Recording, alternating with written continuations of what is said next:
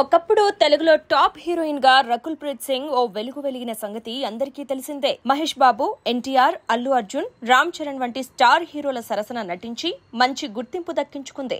తెలుగులో number 1 heroine గా ఓ వెలుగు వెలిగిన రకుల్ వరుస ఫ్లాప్లతో డీలా పడిపోయింది. కాలీవుడ్, బాలీవుడ్ లో కొన్ని సినిమాల్లో నటించినప్పటికీ అక్కడ ఆమెకు సరైన హిట్ మాత్రం దక్కలేదు. దీంతో రకుల్ కు అవకాశాలు తగ్గిపోయాయి. ఇదే సమయంలో రష్మిక, పూజా హెగ్డే, శ్రీలీల వంటి స్టార్స్ ఇండస్ట్రీలోకి దూసుకురావడంతో రకుల్ రేసులో వెనుకపడిపోయింది.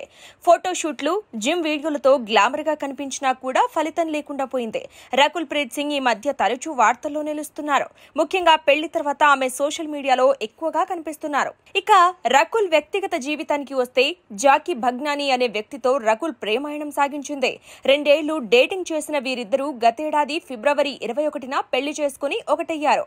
గోవాలో అతి తక్కువ మంది సన్నిహితుల మధ్య రకుల్ తన ప్రియుడిని పెళ్లి చేసుకుంది. తర్వాత రకుల్ ఒక సినిమాకు కూడా గ్రీన్ సిగ్నల్ ఇవ్వలేదు.